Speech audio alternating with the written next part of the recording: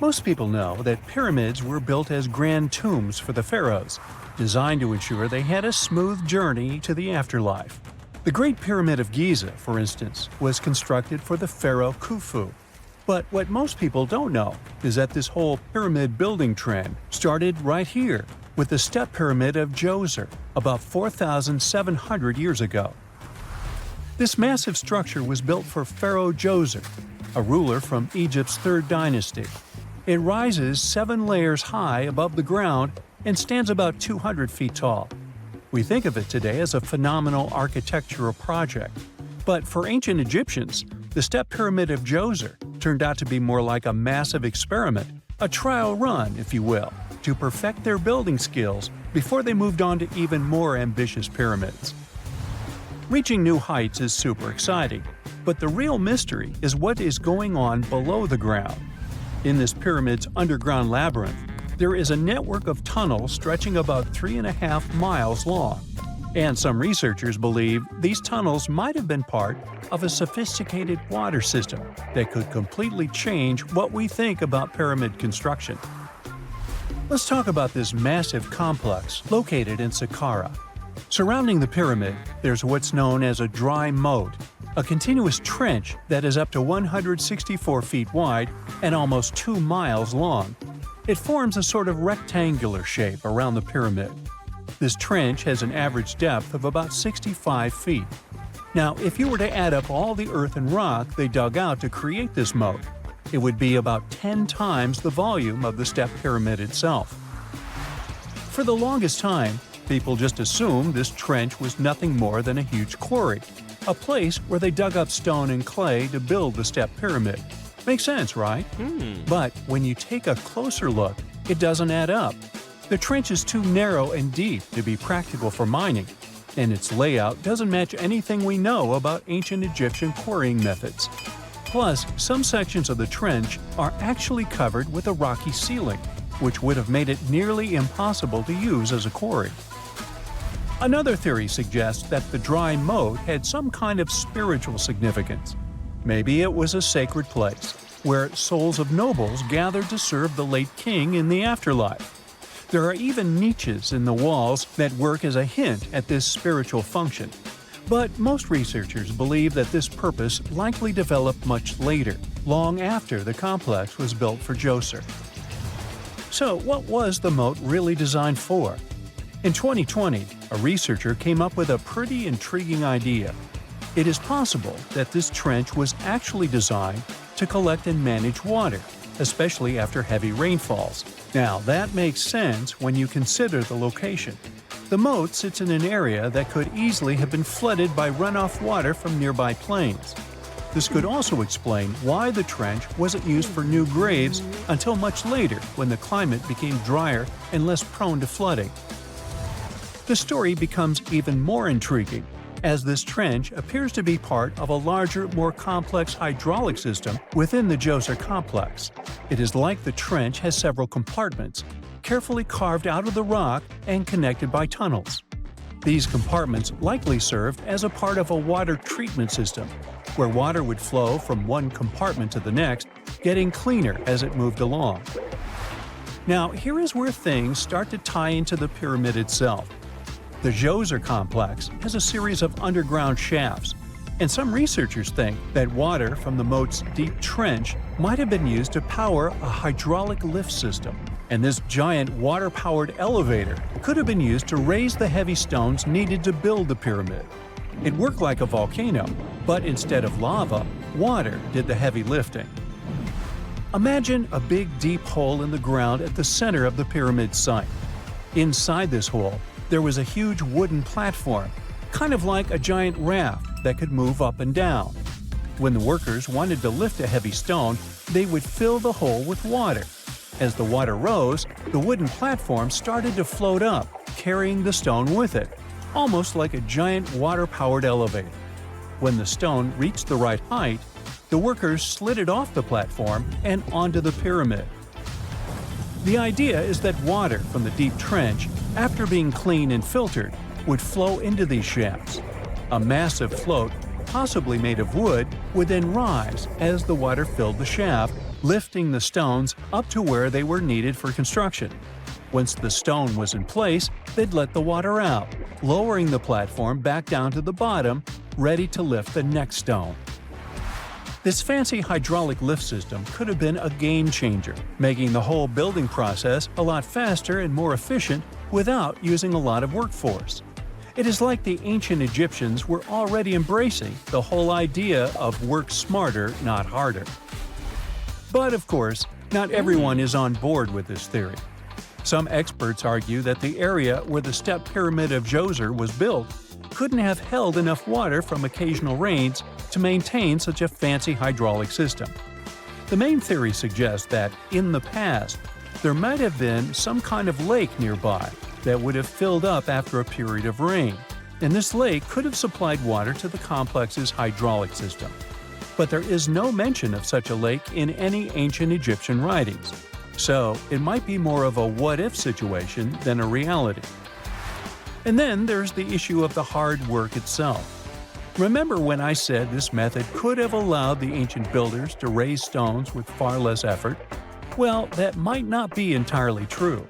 According to some experts, just building this hydraulic device would have required a lot more heavy work than simply moving the stone blocks using good old-fashioned manpower. And let's not forget, the step pyramid of Djoser is like a baby pyramid compared to those that came later. The stones used for Djoser's pyramid weighed, on average, about 660 pounds each, which is nothing compared to the more than 2.5-ton blocks used later for the pyramid of Deciphering. If this cool water lift theory gets completely ruled out, we still need to explain how this pyramid was built in the first place. To answer that, we need to rewind a bit and talk about the original plans. See, before Djoser's tomb became a pyramid, the idea was to construct a simple mastaba. This type of tomb was pretty common in earlier periods, a flat-roofed, rectangular structure with sloping sides. But after the original mastaba was finished, they decided to expand it a bit by adding more layers on top. And then they added even more layers, until the construction reached 6 distinctive steps, each one smaller than the previous. And they probably did all this by raising those heavy stones using ramps, not a water-powered elevator. There is still so much we don't know about the step pyramid of Djoser. More research is definitely needed to fully understand how this system worked, or if it even existed at all. But the idea of using water to help build the pyramid adds a whole new layer to our understanding of ancient Egyptian engineering. It's a powerful reminder of just how clever and resourceful those builders were, using the natural landscape and the power of water to create one of the most iconic monuments in history. It's 1898, and you're taking part in excavations in Saqqara. This place, not far away from Cairo, is full of ancient tombs and pyramids. You're in your Indiana Jones mood and hope to find something really phenomenal to become famous. Gold, manuscripts, treasure maps, mummies of famous pharaohs. Wait, a wooden bird? You're really disappointed as it looks like a regular toy. An old one, but still. Little do you know that years later, someone would propose that your bird was actually an ancient monoplane. So the artifact, nicknamed the Saqqara bird, is made of a sycamore tree. The birdie has a wingspan of just 7 inches and weighs around 40 grams. A perfect original souvenir from Egypt, I would say. It's over 2,000 years old and looks pretty plain, without any carvings of feathers or other intricate ornaments. It has a beak and eyes though, which makes our find look like a hawk, the emblem of the deity Horus. Its tail is rather unusual as it's squared, looks weirdly upright, and it seems like the sunken part of it was the place for a now missing piece. Humans love solving a good mystery, so there have been several attempts to explain the use of the birdie. First, quite simply, is that it was a ceremonial object. The second idea is that it was a toy for a child from some well-off family. It could have been some sort of boomerang, which was a popular concept in ancient Egypt. Then there was a theory that the bird had been used as a weather vane. But this one has been debunked as the figure doesn't have any holes or markings, except for the one made at the museum in Cairo to fix the exhibit on a stick. So there was no way to hang it in the past. Almost a century after the bird was found, Egyptologist Dr. Khalil Masiha proposed a new theory that it could have been a model of a monoplane. He believed the bird was missing a horizontal tailplane. Otherwise, it had its wings set at a right angle, similar to that of modern planes. It could have worked to generate the aerodynamic lift necessary for flights. Dr. Masiha also claimed that it was common at that time to place miniature models of technological inventions in tombs. So, did the ancient Egyptians really invent the plane in 200 BCE? That would make the Wright brothers, who are considered the inventors of aviation, really upset. They made one of their first flights only in 1903. There's just one way to know for sure, and that is to test the model. But you know, the ancient museum in Cairo would unlikely let one of their cherished exhibits fly around like a toy. That's why glider designer Martin Gregory built a similar model, this time of balsa wood, and concluded that even with the missing tailplane, the plane wasn't much of a flyer. Case solved? Not really. This didn't sound convincing enough to the History Channel, so they invited an aerodynamics expert to build another replica of the bird. He tested it in weather conditions similar to those in Egypt and was impressed with the little plane's abilities. So, if they did invent the prototype of a plane back in the times of pharaohs, it would be a good example of an oupart. That's an out-of-place artifact, an object that's way ahead of its time in terms of technology or history. And the Saqqara bird isn't the only example of such a revolutionary concept. In 1901, a group of divers retrieved the Antikythera mechanism from an underwater shipwreck near the Greek island of Antikythera. It's been dubbed the world's first analog computer, and it's currently dated around 100 BCE. The bronze mechanism could tell the position of the sun, moon, planets, and stars, as well as the lunar phase, the dates of upcoming solar eclipses, and even the speed at which the moon moves through the sky. No one's sure who used it and how or where it was made. But it's obvious that it's extremely precise and way too advanced for its time. The first flushing toilets in the world were invented in the middle of the 20th century. Just kidding. The ancient Minoans on the Mediterranean island of Crete and the Indus Valley civilization both came up with this brilliant invention at the same time, around 4,000 years ago. The plumbing and sanitation were so well done that no one managed to design anything better until 2,000 years later. One ancient Minoan lavatory was discovered at the Palace of Knossos. It looks like it had a wooden seat set over a tunnel that directed water from a rooftop reservoir to an underground sewer. Other varieties got water from jugs. Only the super rich people could afford all this glory. So if you wanted to shop for real estate back then, the flushing toilet would be a telltale sign you were in the rich neighborhood. Automated doors became a cool, seemingly new invention back in 1931. But the technology behind them is actually much older. Think the 1st century CE old. Mathematician and engineer Heron of Alexandria came up with a hydraulic system to open and close temple doors. To bring it into action, you need to light a fire to produce heat. There was a brass pot under the fire, half filled with water. The inventor connected the brass pot to containers that acted as weights. When the fire was burning, the water moved into the containers. They went down and pulled the ropes. It was nothing like a supermarket door that opens in front of you before you even have time to think. Heron's door took hours to open, and there was no way to stop the process.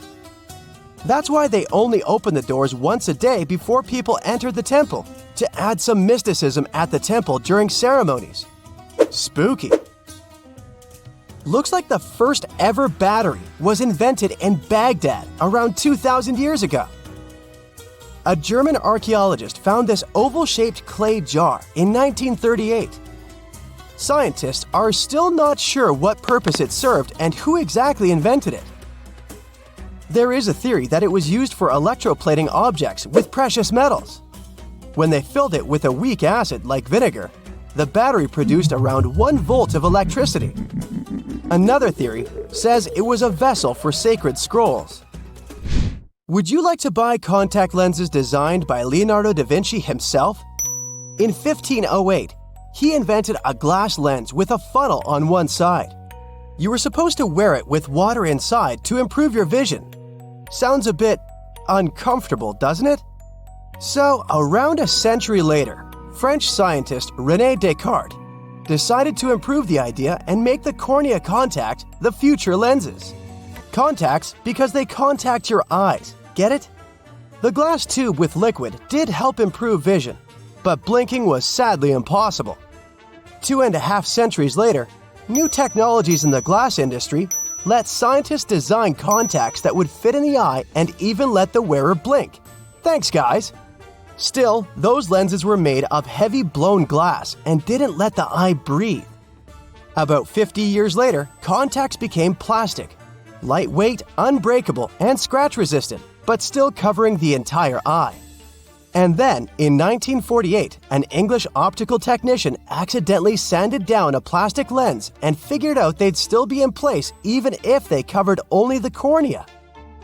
Imagine you're living in 19th century London and need to send a message to New York.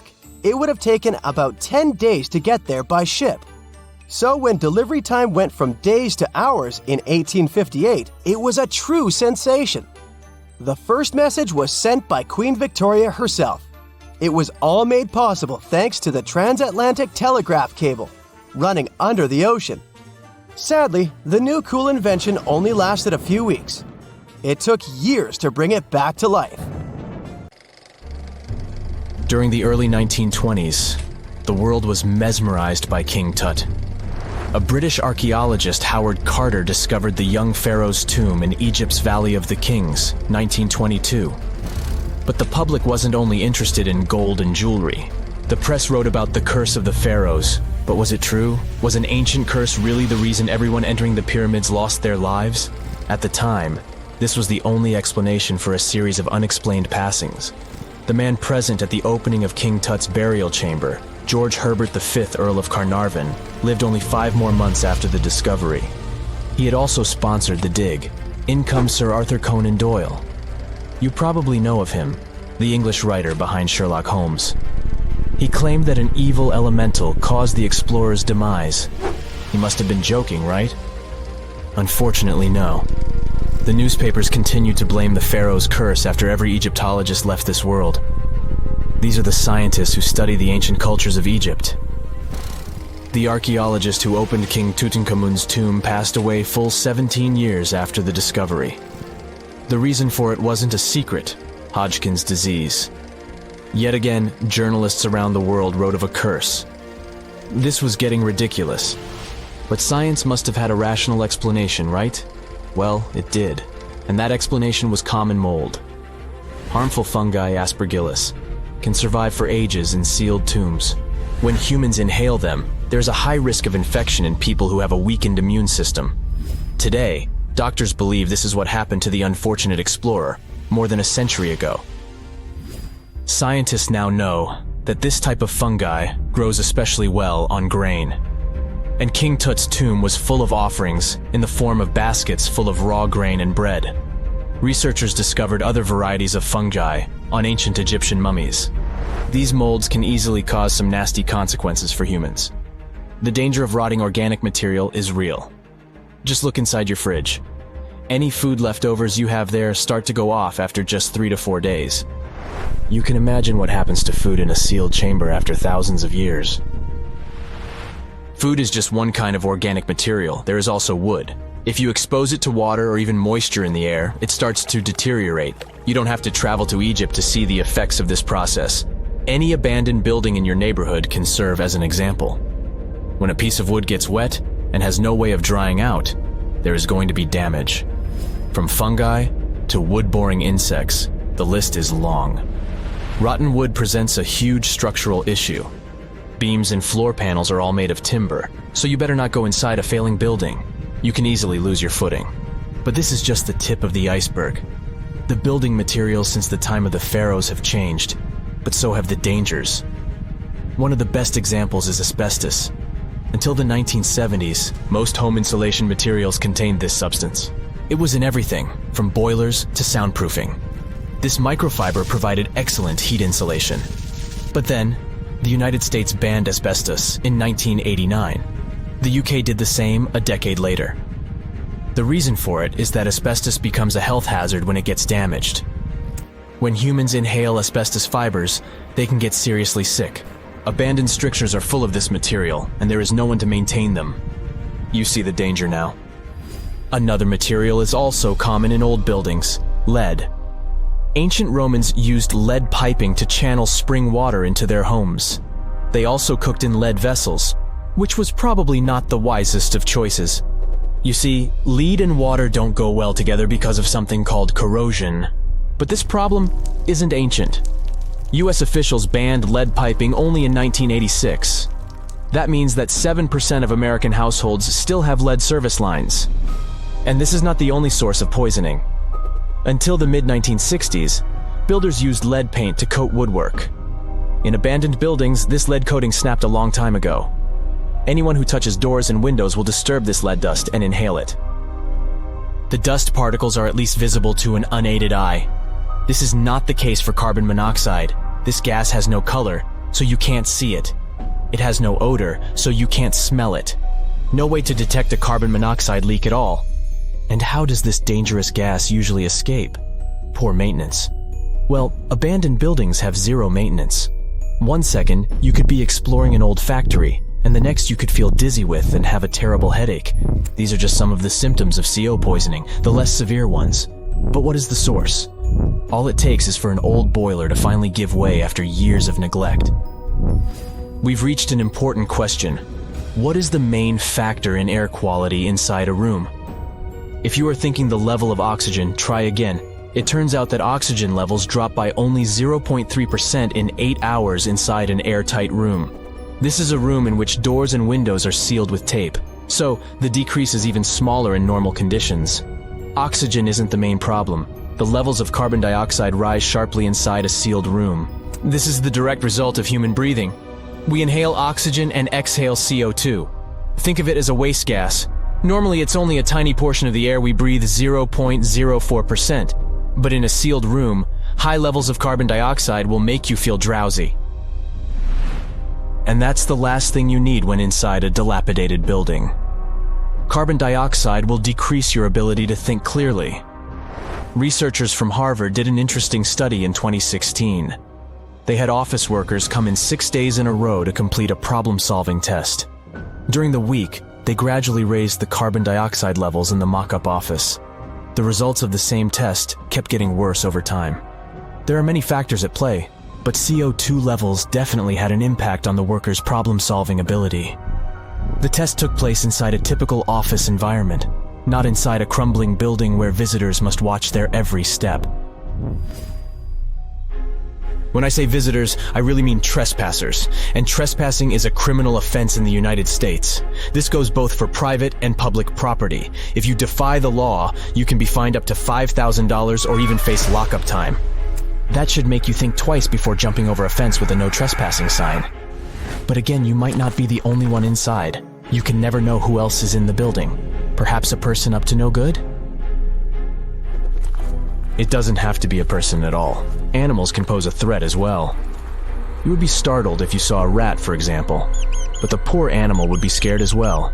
It might bite you. The list of diseases rats carry is pretty long. But rodents' teeth can cause other forms of damage. They grow constantly, so the animal has to constantly nibble on something to stop them from overgrowing. If you ever felt peckish at 1 a.m., you know the feeling. Electric cables are high on the rodents' menu. Abandoned buildings have plenty of those. Old wiring is dangerous on its own. Structures erected before 1984 often used wires made out of aluminum. Today, Copper is the standard because an aluminum wire is 55 times more likely to catch on fire than a copper one. Flipping a switch in a rundown building can cost you your life. Be on alert for telltale signs that something is wrong. Lights that flicker, sparks from sockets, and the smell of smoke. And yeah, don't count on an earth cable to protect you from electrocution. Ground cables became standard only in the 1960s. When you hear the word mummy, you might get a chill down your spine. That's because most of us associate this word with those creepy characters we've seen in some scary movies. But in reality, mummies have helped us understand a lot about ancient civilizations, their rulers, and about how people used to deal with losing their loved ones. The people most famous worldwide for their mummies are the ancient Egyptians. They believed that some sort of existence after passing away was possible, if certain conditions were met. That's why they insisted on preserving the human body through the process of mummification and placing the mummy in a furnished tomb, kind of like giving it a fully functioning apartment of its own. Why did they believe in this? Well, because they were deeply connected to their natural environment for the most part.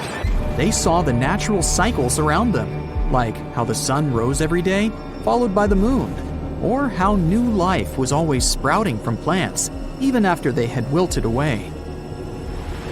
They also believed that the powerful spirit Osiris, who represented the cycle of passing away and resurrection, played a role in this process.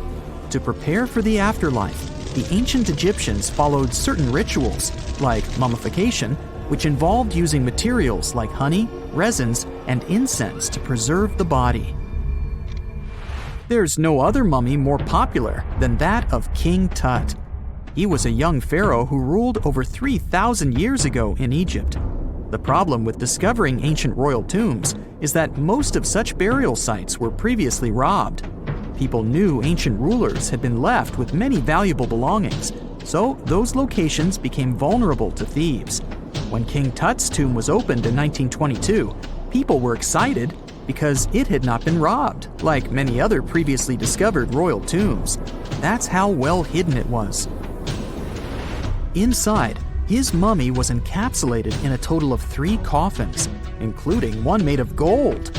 The objects found in his tomb showed us what ancient Egypt was like, and studying his mummy also helped us learn about the culture and practices popular at the time when he passed away. We also learned about his family by looking at his DNA. Scientists were able to discover that he had had a disease called malaria and a problem with his foot that might have made it hard for him to walk. Ramses II was another pharaoh in Egypt who ruled for 68 years, which was quite a lot back in the day. He was known for his expansion campaigns and building projects. Many objects from his time as a ruler still exist today, including a large statue of him. Ramses II was about 6 feet tall and lived to be about 90 years old. After looking at his mummy, scientists concluded that he may have had a medical condition that affected his spine. Now, remember those thieves I mentioned before? They are probably the reason why Ramses II ended up in a plain coffin in a secret collection of royal mummies at Deir al-Bahari, which was rediscovered in 1881. Thankfully, archaeologists were able to identify him because his journeys had been recorded on his wrappings. The process was really tedious too. In fact, in ancient Egypt, the mummification process could take a staggering 70 days to complete. A special person would say a very specific speech while delicately handling the body and drying it out using a type of salt called natron. They also used linen and resin to make the body look more lifelike and to wrap it in cloth. The tomb was equally as important for ancient Egyptians. The walls of King Tut's tomb, for example, were adorned with intricate artwork that depicted his journey to the afterlife, from his burial procession to his passage through the underworld. The ancient Egyptians believed that everyone made this journey after passing away, and they filled their tombs with items and paintings to help the person in their spiritual travels. Additionally, the walls of the tomb were decorated with spells from a special book, which contained a collection of poems that the Egyptians believed would help people reach the afterlife. And speaking of how important this journey was, people also placed food in these ancient tombs. In King Tut's tomb, archaeologists discovered 36 jars of vintage beverages and 8 baskets of fruit, which were believed to be left there to help him in his journey to the afterlife. The Egyptians believed that traveling to the afterlife took a really long time, so they left a lot of supplies, such as food and water, to sustain their loved ones. Pharaohs also generally had numerous luxurious garments and beautiful jewelry in their tombs to ensure that they would have a fashionable journey. These items included various types of linen clothing, such as tunics, scarves, gloves, and headdresses, as well as a lot of gold jewelry with precious stones, like bracelets, buckles, pendants, necklaces, rings, and even precious depictions of insects for protection. Some were also deposited with fans made from ivory and ostrich feathers to keep them cool in the afterlife. Some ancient rulers were even placed in their forever apartments along with boats. For example, Pharaoh Khufu built the Great Pyramid at Giza as his tomb, and a large ship was found inside. King Tut, however, was buried with multiple boat paddles, but no actual boat. Instead, he had 3 chariots and numerous walking sticks made of precious materials, perhaps indicating he'd rather travel to the beyond by land, not by water. Amongst the most interesting objects found near ancient mummies are bottles of oils and perfumes. If rulers were supposed to be fashionable, why not smell nice too, right? Also, some of them had some ancient kinds of board games, most of them made out of precious materials like gold or ivory. One of those games was called Senet. It was very popular amongst the ancient Egyptians and very similar to modern-day chess. The ancient Egyptians may have the most famous mummies out there, but they weren't the first to invent the procedure. In fact, it all started in South America with an ancient civilization named the Chinchorro. As far as we know today, these people were the first to mummify their loved ones that had passed away. They did it somewhere around 2,000 years before the Egyptians started their own rituals. Sure, we can tell a lot about ancient rulers by studying these mummies, but until recently, we had no idea what they really looked like during their lifetime. Not so long ago, though, some very special mummy paintings were found by archaeologists studying ancient Egyptian objects. These mummy portraits are highly detailed paintings of individuals that were made while they were still alive. Such paintings were often painted on wood, as opposed to the classical portraits we all know about, which are painted on canvas. They are known for their realism and beauty, and have even been used by researchers to diagnose diseases by comparing them to the corresponding mummies. Some of these portraits also include depictions of jewelry, which was later found on the mummies. The recent discovery of these mummy portraits in Central Egypt is significant, as it marks the first time in over a century that such paintings have been found. Mummies appeared all around the world naturally, too. Mummification can occur without people intervening because of natural conditions, like extremely cold or hot environments, places with a lack of oxygen, or accidental exposure to chemicals that preserve the body. These conditions don't allow bacteria to grow, resulting in the body remaining more or less intact. Famous Otzi was one of these mummies. We know today he was a man who lived around 5,000 years ago in Europe. But upon his discovery in the Alps in 1991, Austrian authorities initially believed that he was a modern mountaineer because of how well preserved the body was. However, after the Iceman was removed from the glacier, it was determined that he was actually from the Copper Age. 2 centuries ago, a 31-year-old Frenchman stormed into his brother's office in Paris. He had only one thing to share. "I've got it!" The man was so excited that he immediately collapsed. He spent the next 5 days in bed recovering his health. Who was this mysterious person, and why was he so thrilled? Jean-François Champollion made one of the greatest scientific breakthroughs in human history. He had cracked the code of Egyptian hieroglyphs. This enabled scientists to finally unravel the secrets of this ancient civilization. They weren't able to read hieroglyphs for nearly 2,000 years. After the Romans took over Egypt, the intricate writing system slowly faded away from people's minds. The last of the hieroglyphic texts date back to the 4th century. For thousands of years, Egyptians used images to show their lives. But the knowledge of how to read these pictures was lost to modern science. The story of hieroglyphs began in 3250 before current era. That's when ancient Egyptians developed writing.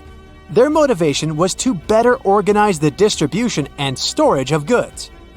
One of the earliest examples is a ceramic jar that had an inscription in black ink. There were two major writing systems. The first were the hieroglyphs, which literally means sacred carving. Egyptians carved hieroglyphs in stone on temples, tombs, and similar monuments for 3,000 years. They present a system of pictorial texts. A pictograph is a picture or a drawing that stands for an idea of a word. It's a precursor to the true writing as we have it today. For example, when Egyptians wanted to write ibis, they would draw a small image of the bird. Hieroglyphs can be found on walls. They were a formal way of writing. The other writing system was hieratic. Egyptians mostly used it when writing on papyrus. That's an early, thicker form of the paper we have today. It soon evolved into demotic. This improved version became the most common writing systems in ancient Egypt. Then, in the early 4th century BCE, Alexander the Great took control of Egypt. This was the time when the Greek Ptolemaic dynasty ruled the country. You've probably heard of the last ruler of this dynasty, Cleopatra. During her time, Egyptian Demotic and Greek were used side by side. The two started mixing, and by the year 100, a new language emerged, Coptic. It slowly replaced the ancient writing system. Only Egyptian priests used hieroglyphs for the next couple of centuries, and then their meaning was lost to history. But not forever. Arabs were the first who tried to solve the mystery of the hieroglyphs. Medieval travelers came across these strange symbols and wanted to understand their meaning. They consulted speakers of Coptic and translated text from Greek and Latin into Arabic to break the code of the hieroglyphs. During the Renaissance, Europeans also became fascinated with the legacy of ancient Egypt. Scholars from the Old Continent believed that hieroglyphs were a group of symbols as opposed to a written language. This was all about to change in 1799. A year earlier, Napoleon, the famous French ruler, arrived in Egypt. His subordinates constructed a fort that dated back to the 15th century. Rashid, or Rosetta, was a port town in the northeast of Egypt, near Alexandria. One section of the old fortification wall contained an interesting slab inside. The stone tablet was made of a granite-like rock. It was just 40 inches high and 30 inches wide. It contained 3 distinctive sections of text carved into it. The letters were in 3 scripts and 2 languages: hieroglyphs, Demotic, and Greek. It was a fragment of a larger ancient stela. These are upright stone slabs that are used to dedicate to a person or an event, but the one from Rosetta was damaged. 2/3 of the hieroglyphic text on the top was missing. The bottom Greek text lacked a cornerstone. The only fully preserved section was the writing in Demotic in the middle of the slab. It eventually ended up in the British Museum. The scientific community was intrigued, and the race was on to decipher it. Prints and casts of the slab went out all over Europe. Scholars already knew ancient Greek, so in theory, this shouldn't have been so hard.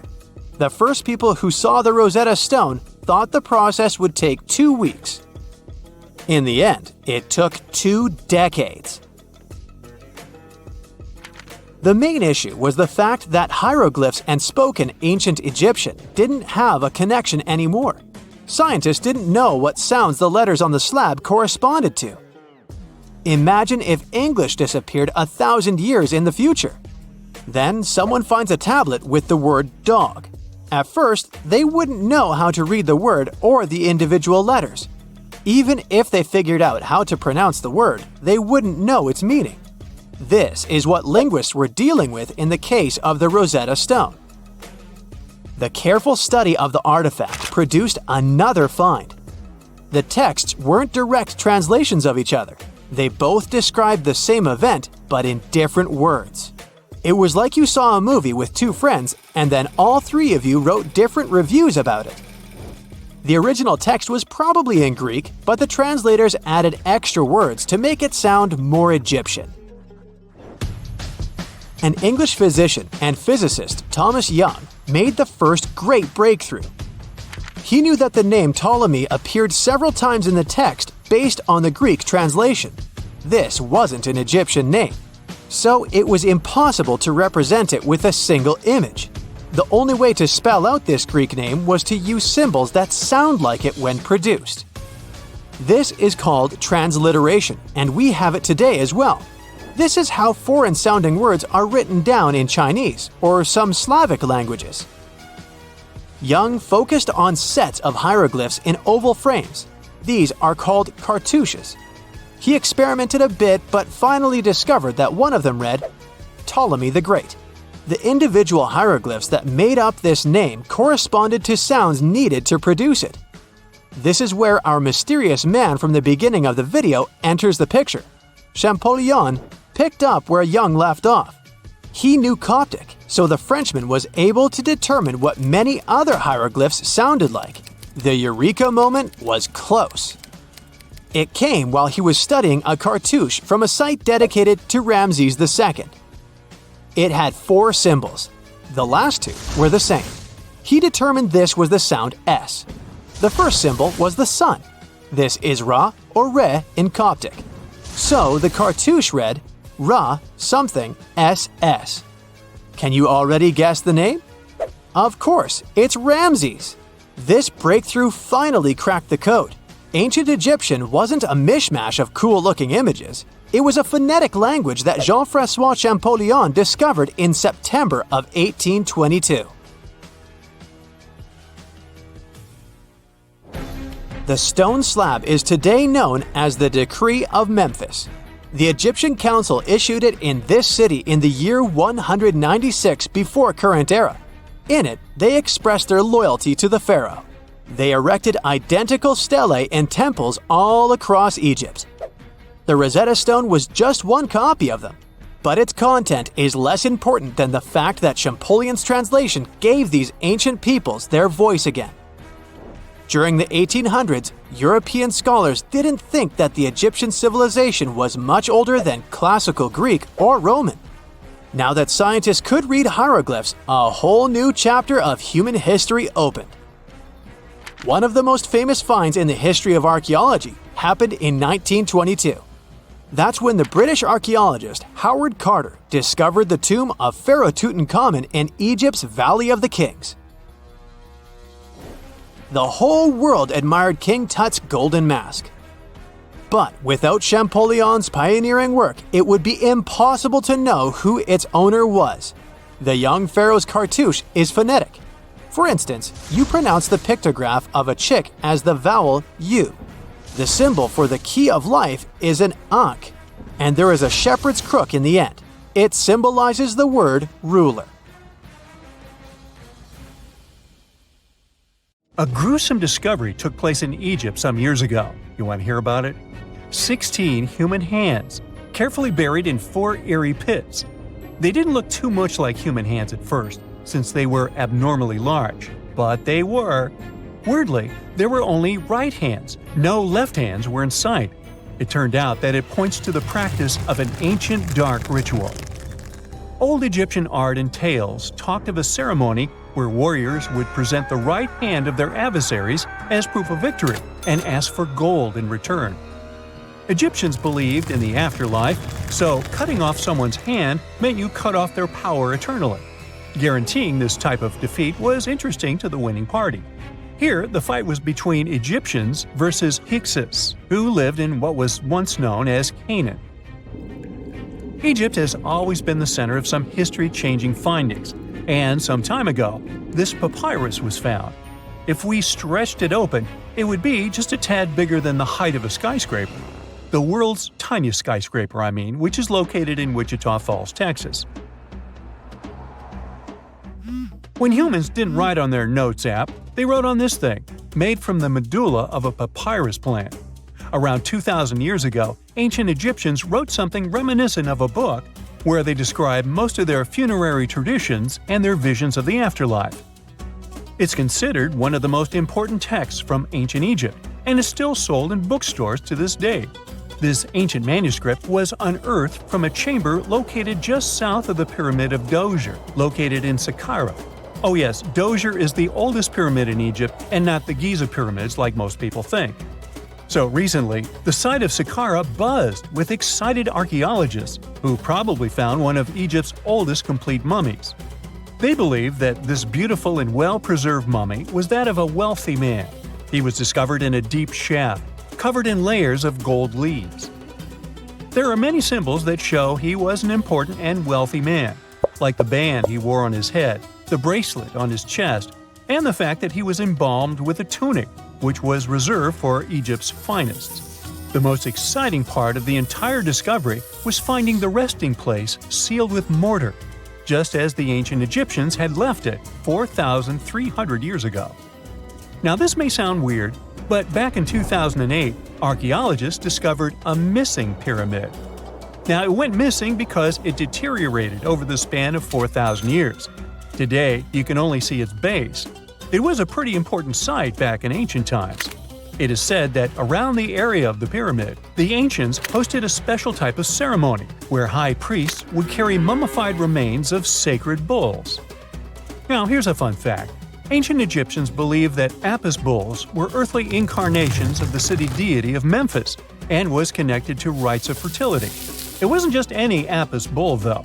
They needed to be all black, with a single white mark between its horns and a bunch of very specific characteristics. They were selected by the local priests and honored until they passed away. After that, they were mummified and buried in underground galleries. Meanwhile, this missing pyramid sort of disappeared around the 1800s. It was a German archaeologist who first found it in the village of Saqqara. He called it the Headless Pyramid when he first found it. But then, years after the official discovery, the desert sand came along and covered the whole thing. There were some excavations between the 19th and 20th centuries, but they weren't too systematic. That's why scientists were so thrilled when they dug an entire pyramid's base after removing the 25-foot mound of sand that was covering it. Oh, and it turns out American archaeologists are excavating a cemetery in Egypt that could contain over 1 million mummified bodies. So far, archaeologists have dug around 1,700 mummies. One of the main differences from other classic Egyptian mummies is that these people weren't kings and pharaohs. They were commoners that most likely lived about 1,500 years ago, when Egypt was controlled by the Roman and Byzantine empires. The name of the cemetery is cool, though, the Way of the Water Buffalo, just in case you want to check it out on your next trip. Other than bulls and buffaloes, ancient Egyptians also liked baboons. Are you seeing a pattern here? In the beginning of the 20th century, archaeologists discovered a site filled with mummified baboons in a place called, guess what? The Valley of Monkeys. An animal wouldn't have been mummified if it wasn't considered important. Certain animals were more important than others, since they were linked to specific deities.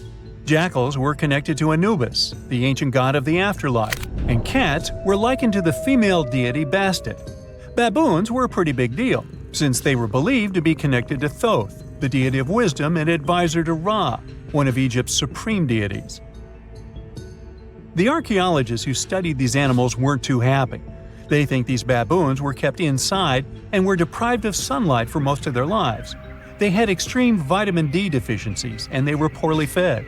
Maybe Thoth got angry with these baboon keepers. Just a guess. Since there's never a boring day for archaeologists in Egypt, they also found human mummies with golden tongues. Since Egyptians were all about the afterlife, They believed that golden tongues might help a person speak once they pass to the other side. I mean, it's a long shot, but hey, why not? Some of these mummies were placed in wooden coffins with goods, such as necklaces, pottery, golden artifacts in the shape of lotus flowers and scarab beetles, and iPhones. Just kidding. A new temple was also unearthed recently in Egypt.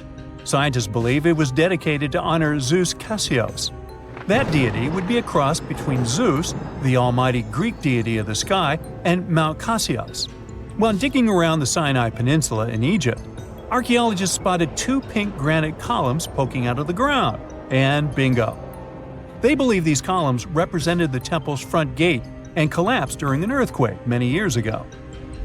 And speaking of deities, there weren't only super serious deities. Recently, scientists unearthed a golden ring in a city south of Cairo. No, Frodo, it's not magical. It was a normal gold ring, but it had the depiction of the deity of fun, officially named Bes. This deity is often described in sacred texts as a happy, chubby dwarf. Today, many tattoos we get are sorta deprived of any sense and are made of aesthetic purposes only. In ancient Egypt, though, women would get tattoos as a token of protection for childbirth. That's what scientists think, at least. Around the Nile region, scientists found some mummies that had well-preserved tattoos, which is a rarity since the skin deteriorates so easily. 2 of these women tattooed their lower backs, and the drawings were simple. They were mostly pictures, including that same chubby dwarf we just talked about, Bes. He also had a side hustle as the protector of women during childbirth. Now, would you believe me if I told you ancient Egyptians invented robots? No? Well, that's because that's not entirely true. Sure, they were astronomers, mathematicians, and engineers, and somehow they also squeezed an eccentric invention into that package. An automated deity some scientists called Hathor. This wooden statue had been in the Metropolitan Museum of Art for years before someone noticed its secret. With the help of an X-ray machine, specialists discovered a mechanical operating system inside it. The pulley-like axis goes from the statue's shoulder to her left leg. When the system rotates, the statue raises and lowers her hand. Hey, pick me! Pick me! I got my hand up here. And now we're off to almost 5,000 years ago. Let me take you to ancient Egypt, where back in 2550 BC, guess what? The construction of the Great Pyramids of Giza started. People learned to build cathedrals and skyscrapers, but it wasn't until recently that these massive buildings appeared. It's still a mystery to even modern scientists how these pyramids were built 5,000 years ago. No wonder they are one of the 7 wonders of the ancient world. They're also the oldest of them and the only wonder of the ancient world that still exists in the 21st century. It must have taken a lot of cooperation to build a thing that massive, even for today's metrics. But the Giza pyramids weren't the first pyramids ever. The first one, called the Step Pyramid, was built around 80 years before the first pyramid of Giza, in 2630 BC, for King Djoser. It wasn't meant to be extraordinary, but ended up being quite impressive. It was a pyramid of 6 stepped layers of stone. It was 204 feet high, which is as tall as a 19-story building. And it was the tallest building that existed at that time. It wasn't just a pyramid, though. It was surrounded by a whole complex of buildings, including even courtyards. In ancient Egypt, people believed in the afterlife, so everyone, especially kings, wanted to make sure they had everything they needed to get ready for it. Here's why the pyramid complex was perfectly supplied with a lot of objects people used every day. The complex included a pyramid and a kind of a palace. Those buildings had many things the king loved and might need one day, like furniture, food, and gold vessels. After Djoser, building pyramids became common practice, but many pyramids weren't finished. It would usually take about 20 years to build one, but many rulers reigned way less than that. Overall, there are more than 100 pyramids. The most famous pyramids are the Great Pyramids of Giza. The first one and the biggest one was built for Pharaoh Khufu, around 2550 BC. Initially, it was 481 feet tall, which is as tall as a 40-story building. The second pyramid was built for Khufu's son, Pharaoh Khafre, around 2520 BC. It's just a bit shorter, usually standing at 471 feet high, a 39-story building. This is the pyramid with the famous statue of the Sphinx. Sphinxes have a lion's body and a human head. They were built to guard important areas. This one has the head of Pharaoh Khafre and is guarding his pyramid, facing the sunrise. The Sphinx is most well known and is one of the world's biggest and oldest statues. Originally, it had red color and did have a nose. It's still possible to see the trace of red pigment by its ears. But no one knows exactly when the nose disappeared. For some time, the Sphinx was sort of hidden underground, being covered with sand up to its shoulders. Luckily, in the early 1800s, an adventurer with a team of 160 people dug it out. The third pyramid of Giza is the smallest one, being more than twice shorter. Originally, it was 218 feet high, about the height of a 20-story building. Built in 2490 BC, it was a pyramid for Khafre's son, Menkaure. The pyramids are designed to align with the points of the compass, and their sides symbolize the rays of the sun. But back at the time, there were no compasses. Ancient Egyptians figured out the directions themselves, and with amazing precision. To align the pyramids, they used two constellations. Originally, the pyramids were covered in smooth white limestone and had a gold-silver top to reflect the sun. Later, the white limestone was taken from the pyramids by other kings and used for other buildings. Scientists estimated that ancient Egyptians used about 2.3 million stone blocks to build the first pyramid. Each block weighed more than 1 ton. This is the weight of a rhino. Some blocks were even bigger, being almost as heavy as an elephant. 4.5 millennium ago, there was no modern equipment to help build it. There were no machines, no wheels, and even no steel. The only metal available to them was copper. Even today, scientists aren't sure how the Egyptians managed to build the pyramids. There are no records left that would shed light on it. Some even think that Egyptians wanted to keep it as their secret and didn't even record it on purpose. Many believe that poor people and foreigners built the pyramids, but it's not true. Actually, the builders were very skilled workers, and they were fed and paid well. The archaeologists claim that the builders lived in a nearby temporary city and were a highly organized community with a strong leader. Scientists say that around 20,000 people worked on each pyramid complex, and it took about 20 years to build each. It probably was a national project. The construction site was large in resources, and food and essentials were likely to be contributed from all parts of Egypt. Even with all that support, it remains unclear how people managed to cut, transport, and assemble those huge stones. One of the theories suggests the stones were most likely transported on boats down the Nile River. Then, there was a harder part. They had to be moved to the construction site. For that, they probably used wooden sleds. It wasn't very hard to pull them because the sand mixed with the right amount of water was pretty slick. And 10 people could move a sled even with a rock weighing 1 ton pretty easily. Finally, one last problem. The stones had to be lifted and put into place. Archaeologists have discovered the remains of the ramps system that dates back to when the pyramids were built. Most likely, the Egyptians designed a unique system to move and pull huge stone blocks, but no one knows what it looked like exactly. The most common opinion is that there were several ramps around the pyramid to help move the blocks. The ramp was growing with the pyramid getting higher. They suppose people were walking up the stairs, pulling the stone on the wooden sled up in the middle on the sandy ramp. But this is just one of the options. Others say that the ramps were going around the pyramid. Some say the ramps were inside the pyramid. But we'll never know for sure, and it'll forever remain a mystery, just like the ancient Egyptians wanted. Surprisingly, there's not much inside the pyramids. Most of it is just solid stone with very little open space.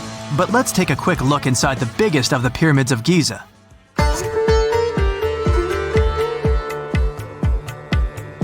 From the entrance, there are 2 stairs, one going down and the other one going up.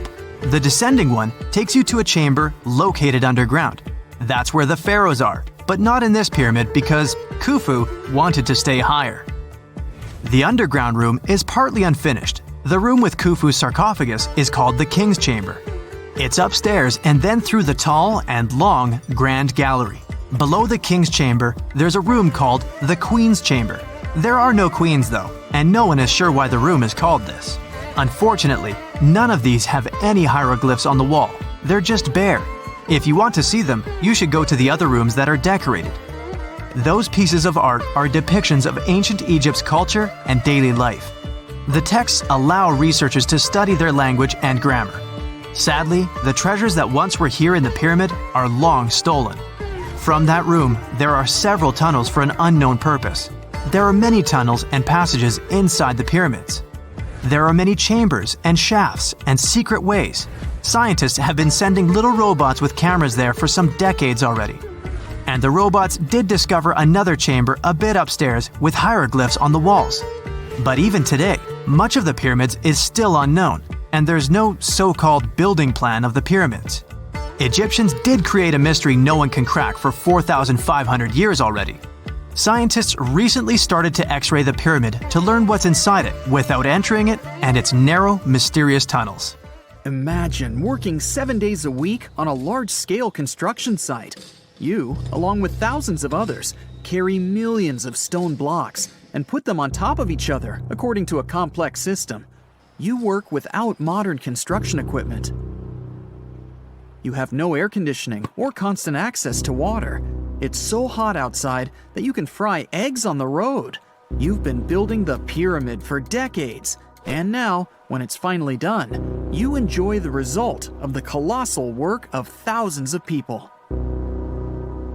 You're looking at a giant cultural monument of global value that will freeze in time and amaze people for tens of thousands of years. A few thousand years have passed. People in the 21st century see the pyramids and are like, wow, I can't believe humans have built this.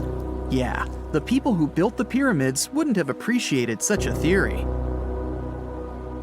But actually, there are reasons to believe that people built it using some fantastic technology. From the outside, it seems the Great Pyramids are just big triangles of stone. People just put some heavy blocks on top of each other, and that's it. In fact, the design seems too perfect to be true. The pyramid consists of more than 2 million blocks. They lay so close to each other and are so even that you couldn't squeeze even a thin sheet of paper between them. Scientists still can't figure out the exact technology for building the Egyptian pyramids. One of the biggest and most famous is the Great Pyramid of Giza. This huge construction, well known all over the world, has one big secret. There should be a capstone on top of the pyramid. It's a triangular-shaped stone block, a small pyramid on top of a huge one. It's also called a pyramidion. The builders of ancient Egypt made it out of granite and limestone and covered it with gold. No records or old drawings prove that there was a pyramidion at the top of the Great Pyramid of Giza. But there's another ancient Egyptian structure with such a triangle, the Red Pyramid. It was built before the Great One, and its capstone has survived to this day. Archaeologists have found and reconstructed it. But where could the capstone of the Great Pyramid be? It's a mystery that still has no answer. Some are sure that some thieves have stolen it from the top. Maybe they just climbed up and pushed the pyramidion down. It makes perfect sense. The capstone was probably the most valuable element of the pyramid. Many scientists and archaeologists still don't know its exact purpose. Some believe that this peak covered with gold glorified the pharaohs. The capstone reflected moonlight at night and illuminated the entire space around it. During the day, the capstone reflected sunlight with its shiny surface. You could have noticed it from afar. The top of the pyramid was a kind of guiding star for lost travelers. All other stone blocks of the pyramid consist of limestone. People polished them to make them look shiny. In the past, they were even glowing and reflected light. You could see glowing pyramids from space, although they looked like tiny lights. Over thousands of years, winds, sandstorms, and rains have changed the pyramid's appearance. If people had taken care of them all this time, they would have looked like something out of science fiction movies, or the pyramids from Las Vegas. But unfortunately, we will never see their original appearance. Some archaeologists and scientists believe that the capstone could absorb the sun's energy and distribute it evenly throughout the pyramid. no one knows precisely why the Egyptians needed this technology. There's a theory the pyramids are ancient energy systems. The pharaohs applied this energy to use some unique technologies that were more advanced than all the achievements of the 21st century. And the triangular shape of the pyramids was ideal for boosting this electromagnetic energy. In theory, solar radiation, or electromagnetic forces, accumulated at the top of the pyramid, filled the inner rooms, and then went down the walls to the base. Any surface distortion could prevent the flow from spreading, so they had to create a perfectly smooth surface. That's why they installed the blocks so that nobody could squeeze a needle or razor blade between them. Many people believe in this theory because they built the pyramids from limestone. This material can hold energy inside itself. In the inner part, they created granite deposits to cause air ionization, that is, to create an electric charge. They also dug channels under the pyramid for water to transmit electricity. And at the top, they put a gold capstone, the best conductor of electricity. So, this is how you get a great power generator. Different cultures used similar technologies to create electricity all over the world. But these are all theories. If it had been working, humanity would have used these technologies today. There are mentions of the metal industry, chemistry, engineering, physics, mathematics, and astronomy in some ancient records. Most scientists don't believe in all these things. We know the detailed stages of the technology's development in different cultures. In the 21st century, scientists, historians, and anthropologists can track the evolution of all modern devices. If people had created some technological inventions in ancient times, the history of the world would have looked different.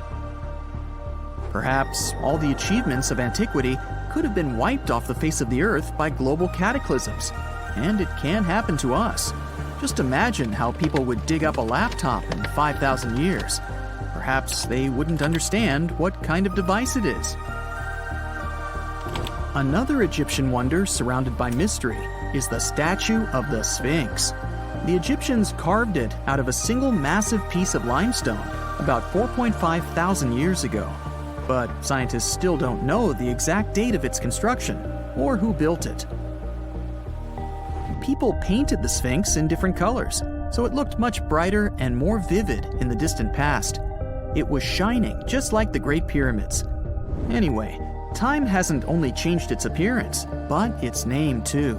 Initially, the Egyptians called it Horemheb. The Greeks renamed it the Sphinx about a few hundred years after it had been built.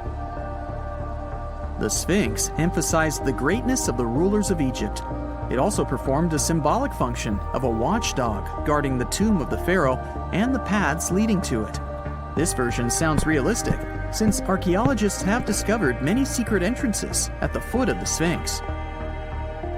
Perhaps these rooms and intricate tunnels lead to underground halls with treasures. And treasures don't always mean gold and jewelry.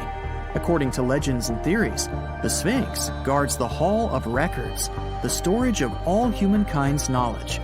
The information about the ancient mythical state of Atlantis could be there. You can find many detailed maps of the internal dungeons of the Sphinx on the internet. They show structures 12 stories deep under the statue. It looks like a small city filled with gold, scrolls of knowledge, and various ancient artifacts. But don't believe all these maps. These are just theories. Several thousand years have passed, but people have very little information about it. Archaeologists know that there are still many strange and exciting things about the Sphinx that are still undiscovered. Some locals are afraid to research because they believe they can awaken something terrible from the underground depths. Therefore, it's mostly scientists from other countries who conduct the excavations. In 1998, scientists discovered strange tunnels leading to empty rooms under the Sphinx. They realized that some people tried to get there through tunnels in the past, and maybe those people took all the treasures that were there. One of the legends says that some powerful artifact lays beneath the Sphinx. Its technology can change the whole world, but the locals are hiding it because it can damage the planet. Some believe that you can find evidence of unknown technologies painted on the granite walls in the pharaohs' tombs. But most likely, these paintings and signs tell us the myths and legends of ancient Egypt. But what if Egyptian symbols and drawings are detailed instructions for using ancient technologies? What if the locals that lived at that time thought, people in the future won't be able to get energy themselves. Let's leave some detailed instructions for them. Anyway, there are many riddles and theories. In reality, the search for answers is a dangerous undertaking, since it's not easy to get into the underground halls. Excavations can ruin the structure of the entire Sphinx. Any person inside the tunnels may get lost and never be able to find their way back. Besides, it costs a lot of money. Now, what would be awesome is if people could invent some device that could scan underground areas and show their detailed models. The year is 1923. Two teenagers sneak out of their homes in the middle of the night in Florida City. Rumor had it that an old man was building a rock castle by himself. But every time someone tried to see what the old man was doing, he would stop working. The curious teens managed to sneak into Ed's backyard and saw something they could later describe as magic. They recalled seeing rocks moving around like helium balloons. The old man was moving up to 30 tons of stone by himself to build his castle. Even if he didn't allow anyone to see him working, he would proudly talk about it around the town. But whenever people asked how he was building a stone castle all on his own, he simply answered, "I cracked the secret of the pyramids." This story begins in Latvia, Edward Leedskalnin's home country. Edward was born in a small village on January 12, 1887. He was born in a family of stonemasons, which is probably where he learned ancient techniques of building. However, he grew up as a sickly boy, which meant he could never carry much weight or undergo heavy physical activity. At the age of 26, an unfortunate turn of events determined Ed's fate. The love of his life broke off their engagement, and heartbroken Ed decided to move to the United States. He lived in a couple of American states before finally moving to Florida, where his life's adventure started. Ed spent years searching for the right spot of land to build his dream house. He always rejected good farmland. When people wondered why, he only smiled. Finally, when he bought land of his own, it was deemed terrible by his close friends. The soil was bedrock. He could neither plow nor farm it, but it seemed perfect for what he was seeking to build. Ed's close friends would often describe him as eccentric. When asked why he wanted to build a house, he would only say, "It's for my sweet 16. Someday she's coming back." Then, he'd change the topic of the conversation. It took Ed about 30 years to finish Coral Castle, and he did it all by himself. He would only work under the cloak of night and never let anyone see what he was doing. The completed Coral Castle embodies a number of unsolved mysteries. If you were to visit the site back then, you'd have to go through a 9-ton, 8-foot-tall revolving gate door that even a kid could push with just one finger. Ed was so proud of this door that he originally named the site Rock Gate Park. It was renamed Coral Castle only much later, after Ed's passing. Once inside, visitors would access the incredible wonders of Ed's constructions: towers, mystic symbols, furniture, and swing sets, all made entirely of monolithic blocks of stone. The stones are set on top of each other, using only their weight to keep them together. And believe it or not, the entire park gathers around 1,100 tons of stone. Today, if you visit Ed's living quarters, you'll even see the simple instruments he used to construct all of this: chisels, hammers, ropes, and pulleys. The type of work he did is difficult even with modern-day equipment, let alone without it. Coral Castle's main mystery lies in how Ed managed to do it. The only photograph of Ed Leedskalnin at work shows a simple leverage structure of a chain hoist attached to a wooden tripod. The tripod was made of old telephone poles with a small wooden box on top.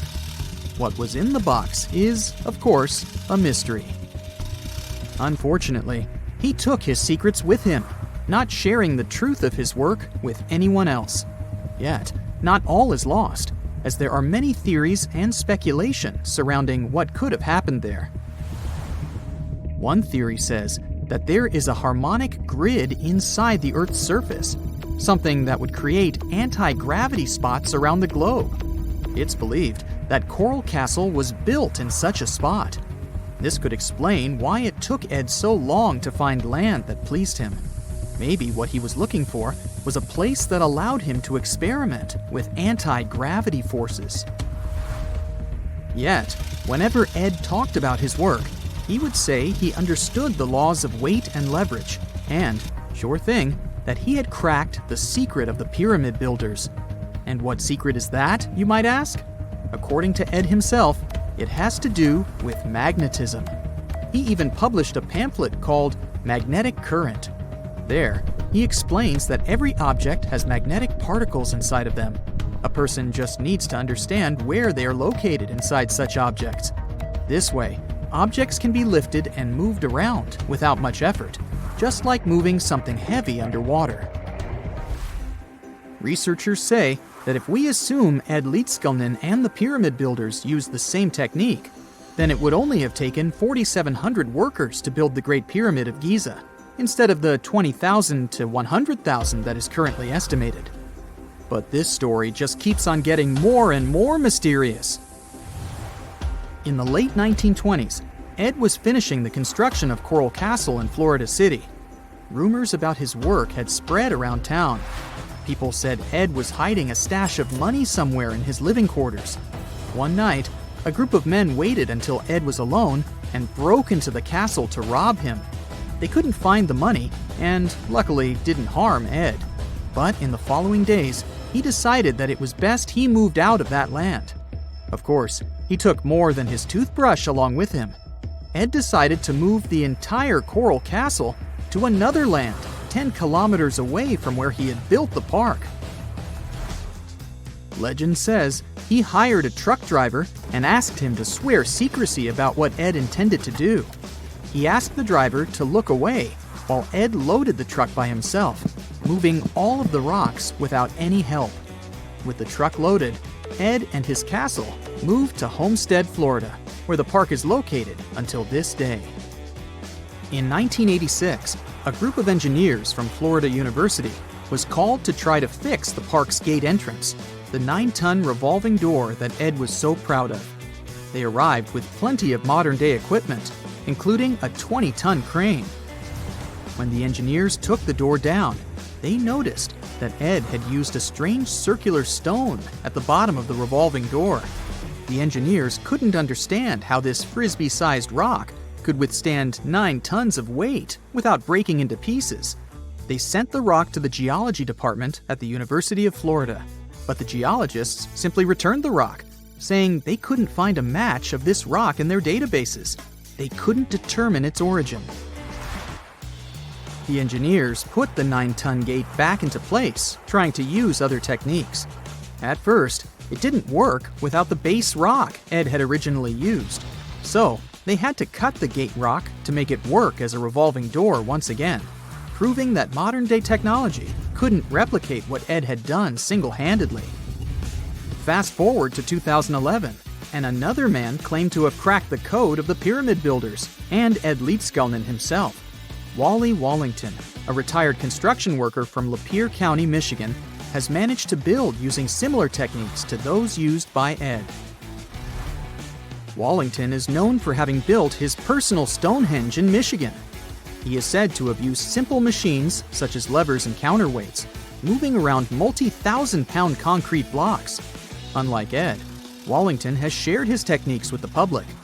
Multiple videos are showing the clever engineering he built from very simple materials. It sure is impressive. The man has moved his entire barn into another property just with the help of simple tools. However, there is no way to prove that these were the same techniques used to build Coral Castle. To this day, the secrets of Coral Castle haven't been unraveled. But hey, we can always keep trying to solve it.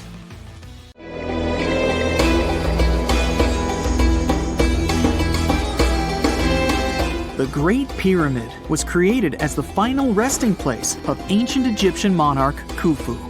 According to legend, French leader Napoleon entered the Great Pyramid and came back out looking shaken and super pale. He never revealed what he saw inside, but whatever it was is said to have affected him for the rest of his life. When Napoleon entered the pyramid, he would have walked through a super tight and ascending passageway. He'd then go through another passageway, known as the Great Chamber. This corridor would have been much taller than the previous one, and would have cobbles too. He'd then reach the King's Chamber, the centerpiece of the Great Pyramid, which was lined with huge blocks of granite. But it wouldn't have looked as grand as we might imagine. There are no hieroglyphics decorating its walls, as Egyptians only began decorating the burial chambers of pyramids much later on. The pharaohs' tombs deep inside the pyramid would have also been filled with treasures, from chunks of gold to the world's most expensive jewelry. But this would have all been looted a long time ago. The only thing that probably would have been left in there would have been a huge sarcophagus, which would have once contained the king's mummy. He'd also have to walk past the queen's chamber. This room most likely didn't hold any queens though, as pyramids were usually only built for one person. There are mysterious tunnels leading from here. To this day, no one is really sure what they're there for. And that's not the only mysterious and creepy thing Napoleon may have encountered, as stories of pharaohs leaving ancient curses on pyramids go way back. Many pyramids had warnings written on the outside, telling of horrifying things that would happen to those who entered and disturbed the peace. We might not know what exactly Napoleon found in the Great Pyramid that scared him so much, but we know for sure what was found in Tutankhamun's tomb. Tutankhamun was an ancient Egyptian pharaoh who was only 8 or 9 years old when he took to the throne. He became a cultural phenomenon when his tomb was discovered almost completely intact in 1922. His pyramid sits in the Valley of Kings in Thebes, modern Luxor, which is in Egypt. Unlike the Great Pyramid, Tutankhamun's tomb was covered in beautiful wall decorations.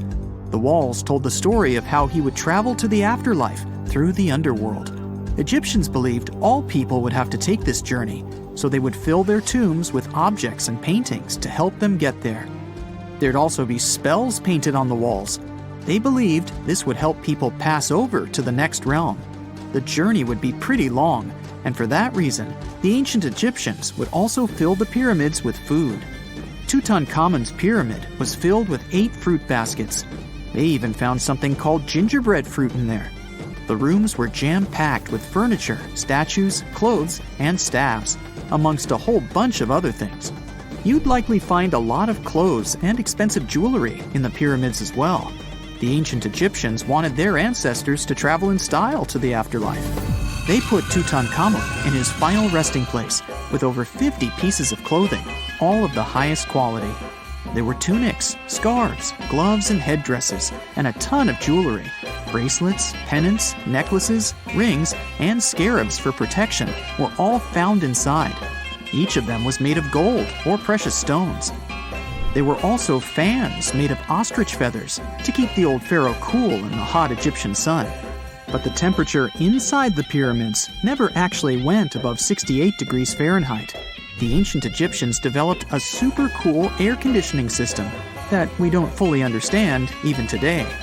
Tutankhamun's pyramid also contained 130 walking sticks made from ebony, ivory, silver, and gold to help him on his journey. There were 3 chariots hidden away in case he got tired of all the walking. They also put 11 boat paddles inside, but there was no sign of any boat. The pyramids would be littered with the pharaoh's favorite scents and perfumes. During the excavation of Tutankhamun's pyramid, it quickly became clear that it had been robbed during ancient times. There was damage to doors and traces of oils left in empty jars. It looks like someone raided the pyramid for gold and the scents, perfumes, and oils that had been left for King Tut. There was still a bit of perfume, which was made from coconut oil and frankincense, left in one bottle. It seems like Pharaoh Tutankhamun loved board games. There was an ivory traveling set of senet in his pyramid. Although we don't know for sure exactly how to play it, we have figured out it was sort of an ancient Egyptian version of backgammon. It looks like it was a 2-player game where the goal was to knock your opponent off the board. Not really sure who Tutankhamun's mummy was supposed to play with, though. The ancient Egyptians had some rituals that may seem pretty strange to us. For example, they used to shave their eyebrows off if they ever lost a cat. So it's not too surprising they put some really weird things inside pyramids. Archaeologists discovered a collection of mummified cats and scarab beetles in pyramids that date back more than 4,000 years. They were found in the pyramids of Saqqara, which is south of Cairo. They also found a bunch of makeup kits and mirrors inside. Makeup was worn proudly by both men and women in ancient Egyptian times. Eyeliner was the most popular cosmetic. The Rosetta Stone was one of the best discoveries ever made in pyramids. It was found by our man Napoleon Bonaparte and his team.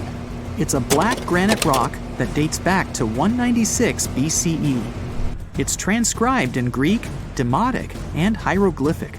When it was translated in 1822, we got the key to understanding ancient Egyptian hieroglyphics for the very first time. The discovery of Queen Hatshepsut's mummy in 1903 changed our understanding of the Egyptians forever. After she had passed away, her successor, Thutmose III, removed most of the evidence of her reign, so we basically knew nothing about Egypt's first great female leader. She's now gone on to become one of the few and most famous female pharaohs of Egypt. Pharaoh Khufu even had a fully fledged boat in his pyramid. Archaeologists uncovered more than 1,200 pieces of a giant boat near the Great Pyramid at Giza. They reassembled the boat, and it's a whopping 144 feet long. It's most likely a solar boat, which was designed to carry the resurrected king with the deity Ra. Fun fact, the Pyramid of Giza is the last remaining of the 7 wonders of the ancient world. The other 6 are the Hanging Gardens, the Colossus, the Temple of Artemis, the Mausoleum, the Lighthouse, and the Statue of Zeus. This pyramid was also the world's tallest man-made structure for 3,800 years, and it's the biggest pyramid in Egypt. It took a staggering 2.3 million blocks of limestone, and some weighed as much as 80 tons. It took an incredible 100,000 laborers and a whopping 23 years to build. Its original height was a mega 480 feet.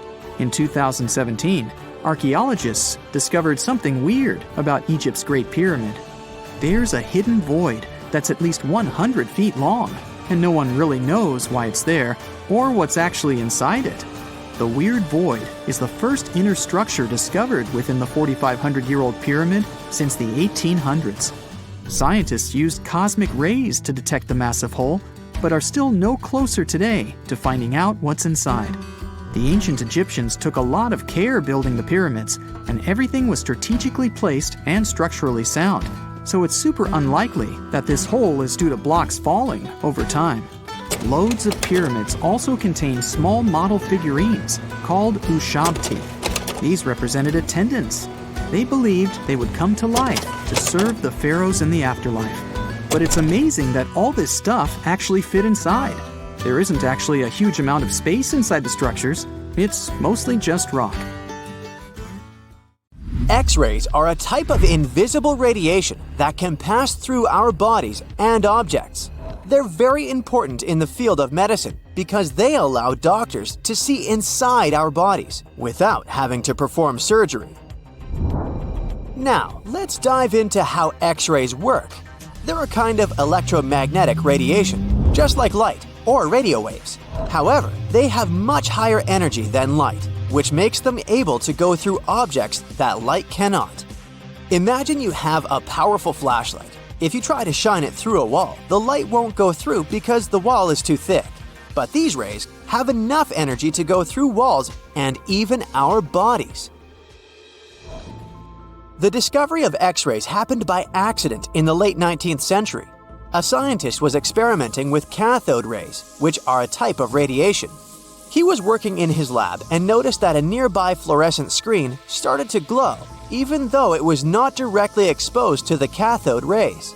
He realized that something invisible was causing the fluorescence, and he named it X-ray, because X is the mathematical symbol for something unknown. He continued experimenting with such rays and discovered that they could pass through many objects, like flesh and bones, but not through denser materials like metal. He also found that X-rays could create images on photographic plates, just like a camera takes pictures. The way this works is quite fascinating. Imagine you're standing in front of a bright light and you hold your hand in front of your face. Your hand blocks the light and you can't see through it. But if you place a sheet of tissue paper in front of your hand, some light will pass through, and you'll be able to see the outline of your hand. X-rays work in a similar way. When a doctor wants to take an X-ray of a part of your body, they will ask you to stand or lie down next to a machine. This device has a special plate that can capture the image. Let's say the doctor wants to further examine your arm. They will place the X-ray plate on one side of your arm and the machine on the other side. Then, the machine will produce a controlled burst of X-rays that pass through your arm. Remember how we talked about the tissue paper allowing some light to pass through? Well, in this case, some of those X-rays will go through your arm, while others will be absorbed or blocked by the denser parts of your body, like bones. The plate captures the X-rays that pass through your arm, and it creates an image. This image shows the bones and other structures inside your body, allowing the doctor to see if there are any problems or injuries. Now, you might be wondering why X-rays can pass through some things but not others. It has to do with the density and composition of the objects. Denser materials like bones absorb more X-rays, so they appear white in the image. So when you look at the result, you'll see your bones as white shapes.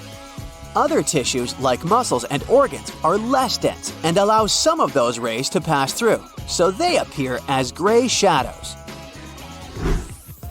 What if I told you there's a whole new way you can peek inside objects, but without using X-rays? I'm not talking about magic powers. Take a comfortable seat while I explain what mutography is. This fascinating scientific technique allows us to see inside objects and even beneath the Earth's surface using a special type of particle called a muon. These elementary particles are very similar to electrons, but they're much heavier. They are created high up in the Earth's atmosphere when cosmic rays, which are particles coming from space, collide with the air molecules.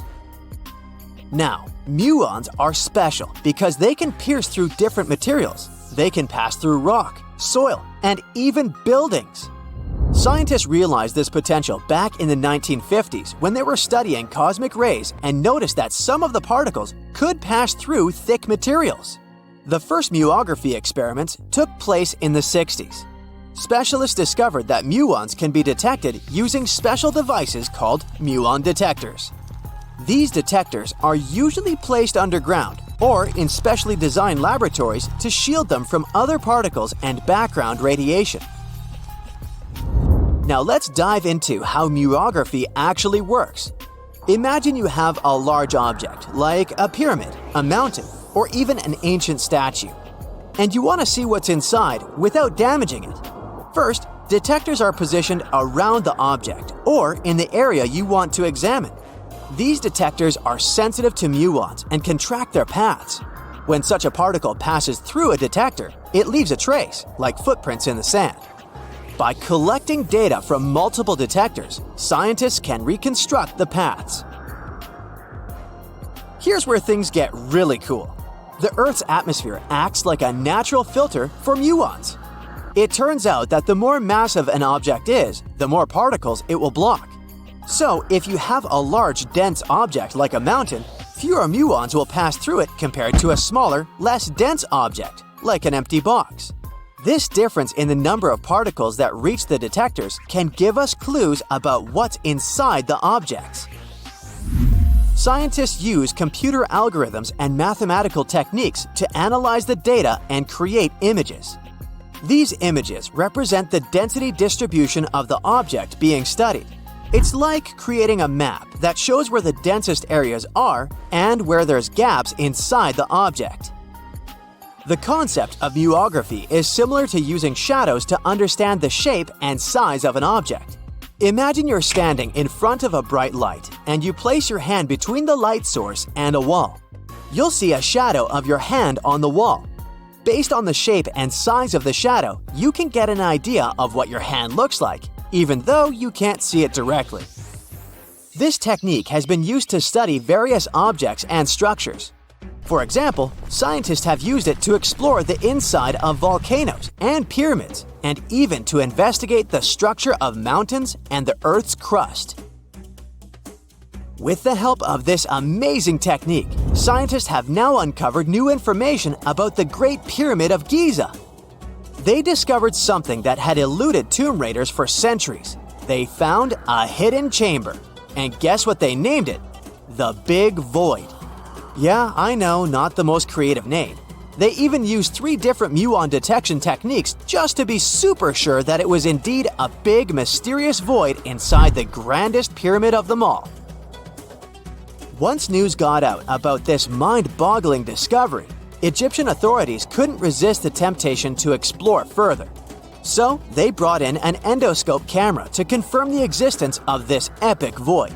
So, they inserted a camera through one of the openings underneath the entrance, and voila! It revealed a corridor.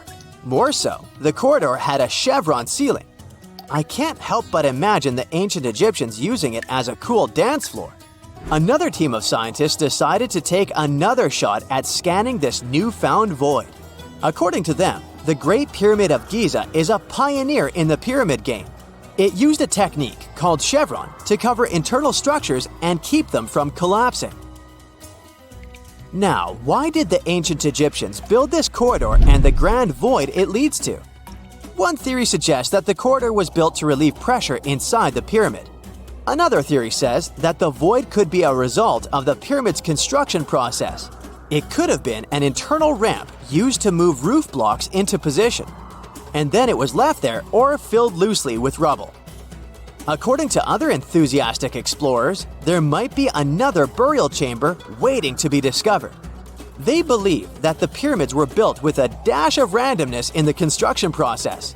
As the builders worked their magic, they realized that some chambers wouldn't be able to handle the weight of a majestic sarcophagus.